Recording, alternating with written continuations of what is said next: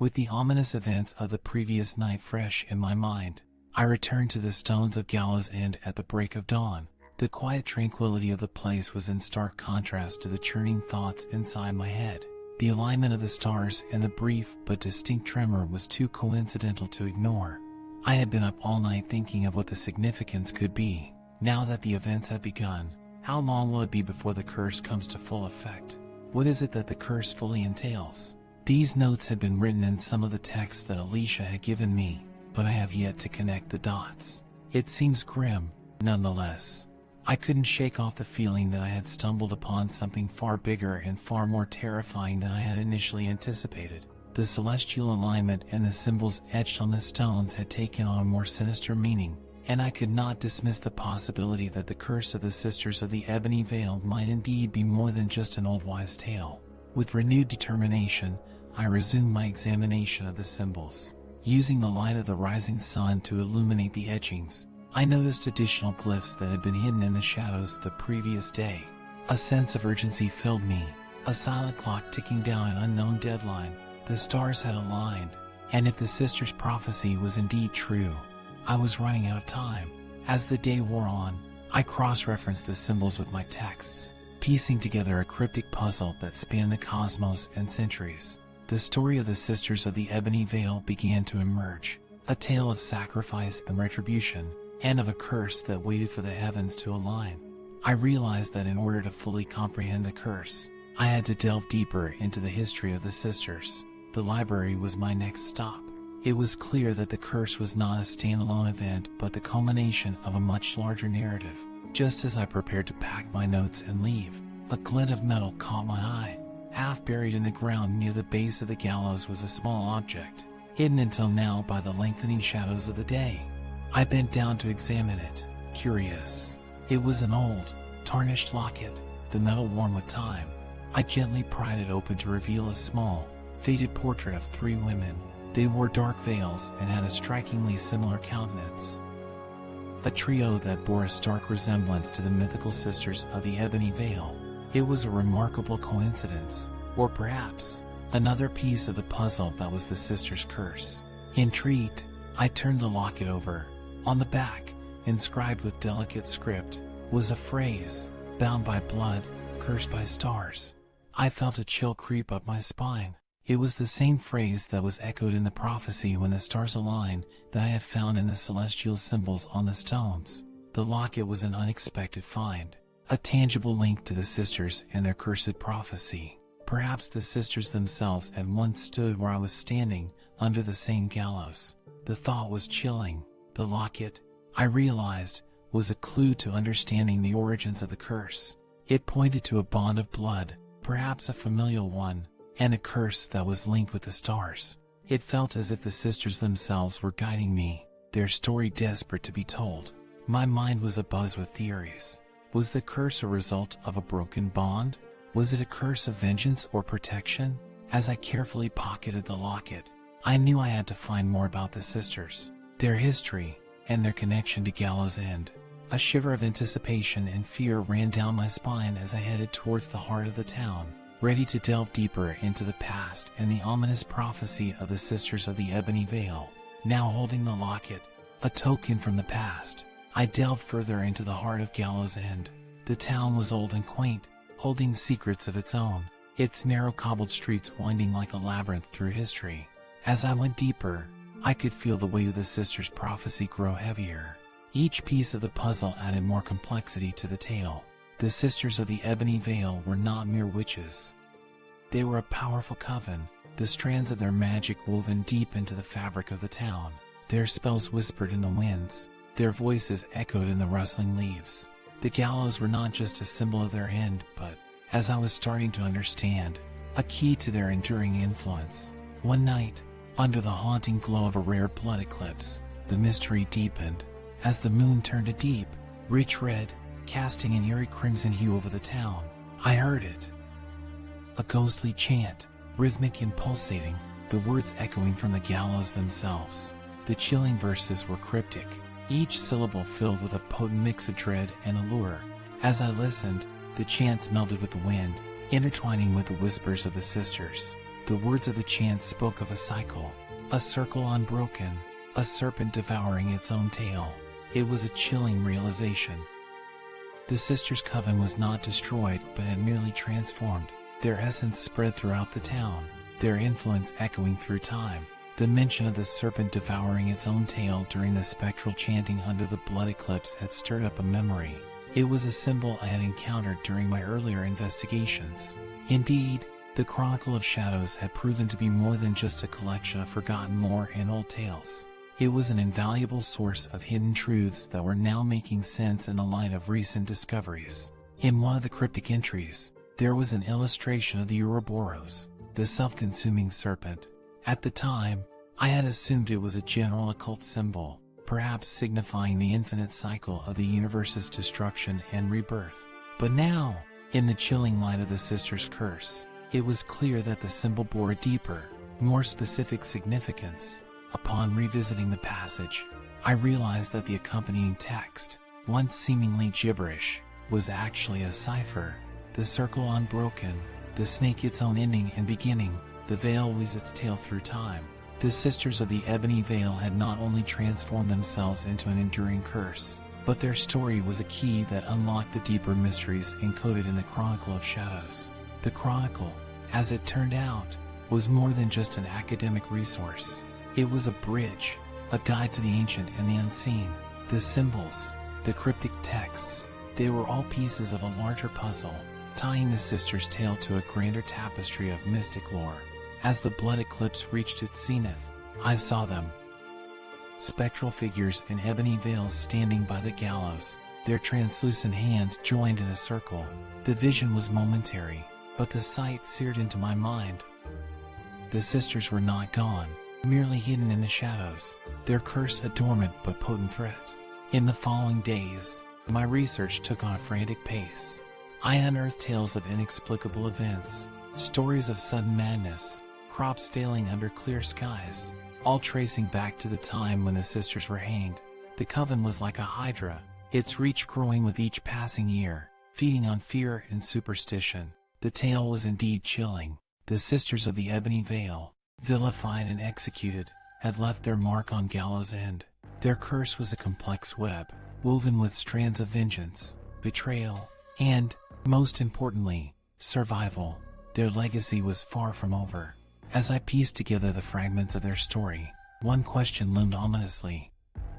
Was the prophecy a warning, a tale of destruction, or was it a promise, a testament to the sisters' undying influence? With the blood eclipse's haunting image still fresh in my mind, I could not shake off the unsettling thought that Gallow's End was not just living under the shadow of the sisters' curse, but was in fact an intricate part of it. The town was not merely a setting for the tale, but an active character in its own right. A living testament to the power of the Ebony Veil, a chilling reminder that the past was far from buried and that the tale of the sisters was still being written. As I delved further into the mysteries of Gallow's End, it was clear that breaking the sisters' hold was not going to be easy. The more I dug, the more convoluted the curse seemed. It was not simply a spell woven out of spite or a hex for revenge. It was something far more complex. A twisted tale of betrayal, despair, and an undying will to survive. To truly break their hold, I needed to understand the curse at its core, to decipher its essence. It was like an intricate lock that required a precise key. And so, I delved deeper into the lore of the sisters, buried myself in ancient records and testimonies, piecing together the eerie jigsaw that was their curse. One day, as I was engrossed in the Chronicle of Shadows, a sudden chill swept across the room. I looked up to see the flickering lights of my study dancing in the draft. A disquieting silence hung in the air. As I turned back to my desk, my heart nearly stopped. There, seated across from me, was a figure draped in an ebony veil. Her face was hidden, but the aura of power was unmistakable. I could feel a bone-chilling cold seeping from her, a wave of dread that froze the very air. It was one of the sisters. Her voice was a hollow whisper, like the rustling of dry leaves in the wind. "The curious cat," she hissed, her tone mocking yet laced with a hint of grim satisfaction. "prying into things better left buried." Her hands emerged from beneath her veil, revealing skin as white as moonlight, shriveled and veined. With a swift movement, she opened her palm and a cloud of dark smoke billowed from it, forming into an image. The Ouroboros. The circle remains unbroken. She intoned, her voice echoing around the room. We are a part of this place, and it is a part of us. You cannot break that which is one. With a malicious laugh, she vanished, leaving behind only the chilling echo of her words and the spectral image of the Ouroboros, now burned into my desk. The encounter was a horrifying revelation. The sisters were not bound by the physical confines of life and death. They existed as an enduring presence, their essence entwined with Gallow's end itself. Their curse was not just a dark spell but a declaration of their eternal existence, their promise of an unending cycle of influence. As I sat in the haunting silence, I realized I was not just fighting a curse. I was battling an entity that had merged with the very soul of Gallow's end. The ghostly encounter had served its purpose. I was not just unnerved but also enlightened. The truth of the sisters was slowly revealing itself, and I was reaching the peak of understanding the curse's real nature. The spectral sisters' visit was a dire warning, but it was also a piece of the puzzle, a key to the mystery that was the sisters' curse. I sat before the three objects spread across my desk: the stone tablets, the locket, and the inscribed symbol of the Ouroboros. These were the physical embodiments of the clues I had gathered, each one a beacon shining light on the puzzle that was the sisters' curse. The stone tablets were adorned with astrological symbols, depicting the sisters' rituals performed under specific celestial alignments. The locket contained a miniature portrait of a woman, one of the sisters, I presumed. Her eyes held a melancholic determination, and around her neck was an unmistakable Ouroboros pendant. A realization dawned on me. The Ouroboros, the symbol of continuity, of an unending cycle, an emblem of the sisters' existence woven into the very fabric of Gallow's end. The stone tablets denoted their rituals under the celestial alignments, a testament to their immortality and power. And the locket, the personal connection, the heart of it all, was a reminder of their humanity, their love, and their grief. These objects were not just clues, but tools, a means to engage with the curse directly. They were the physical representation of the sisters' story, their rituals, their power, their personal tragedy. Feeling a sense of accomplishment, I retired to bed, the three objects left on my desk. However, sleep did not bring the expected rest. As soon as I closed my eyes, I found myself in the midst of a horrific nightmare. In my nightmare, I found myself standing at the center of the ghostly town square of Gallow's End. The cobblestone under my feet felt strangely real, as if I had physically transported into this dreamscape. The buildings around were dilapidated, a stark contrast to the still picturesque town I knew. Their decaying facades were bathed in the ungodly glow of a blood-red moon hanging ominously low in the sky. The cold wind howled through the narrow streets, sending a chill through my spine, carrying whispers of untold horrors. I could hear the distant echoes of cries and laughter, the residual imprints of the sisters' eerie past. Suddenly, all the noise came to a halt. The wind stopped howling, the echoes faded, and all I could hear was my own heartbeat pounding in the eerie silence. From the corner of my eye, I noticed a shadow shifting, lengthening, and taking a humanoid form. Before me stood a spectral figure draped in an ebony veil. One of the sisters. Her skin glowed an unnatural white against the crimson moonlight.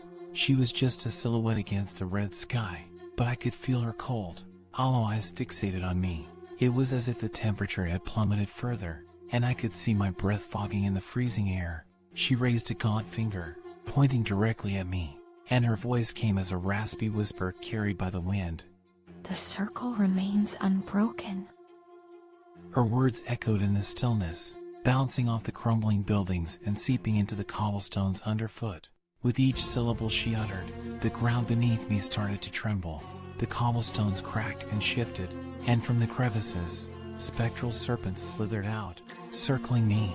They hissed and writhed, their ethereal bodies glowing with an eerie luminescence. The serpents began forming an unbroken circle around me, reflecting the Ouroboros symbol. Their ghostly hissing grew louder, reverberating in the pit of my stomach, drowning out all other sounds. I wanted to run, but my feet were rooted to the spot. the spectral figure of the sister, the ethereal serpents circling me, the blood-red moon hanging above. I was trapped in a nightmarish tableau, a prisoner in my own dream, just as I thought it couldn't get worse. I felt the spectral serpents closing in on me. Their bodies started to rise, forming a wall around me. I was left standing in a chilling maze of spectral serpents, trapped in the terrifying reality of my nightmare. Suddenly, the spectral figure of the sister vanished into thin air, leaving behind the chilling echo of her words and the labyrinth of spectral serpents. The dream world began to blur at the edges, and a sense of vertigo washed over me, pulling me back to reality. I woke up in my bed, gasping for breath. Sweat soaked my clothes, and my heart pounded in my chest like a war drum. The terrifying images of the dream were etched in my mind, a chilling vista that I knew was more than a mere nightmare. It was a message, a warning, and a grim reminder of the haunting reality I was dealing with, a buzzing still ringing in my ears. Stop! I was able to regain control of my thoughts. It was clear to me that the nightmare was another piece of the puzzle. It was a trap of sorts, a projection of the sister's power through the objects I had discovered. They were not just using the objects to tell their tale. They were using them to keep intruders at bay, their story itself acting as a shield. The curse was more sophisticated than I had ever imagined. It wasn't merely retaliation. It was a complex system of protection, an arcane mix of fear, and a relentless reminder of their undying presence. I was not just unearthing a story. I was interacting with an age-old, supernatural defense mechanism that did not want to be disturbed. But I was not deterred. The nightmare was proof that I was on the right track. The sisters had responded, which meant I had touched a nerve. The pieces were starting to come together, and the picture they were forming, though intimidating, was the key to breaking the sisters' hold over Gallow's end. I just had to keep digging, keep pushing. The truth was within my grasp. I just had to reach out and take it. After all, I couldn't call myself an anthropologist if I didn't.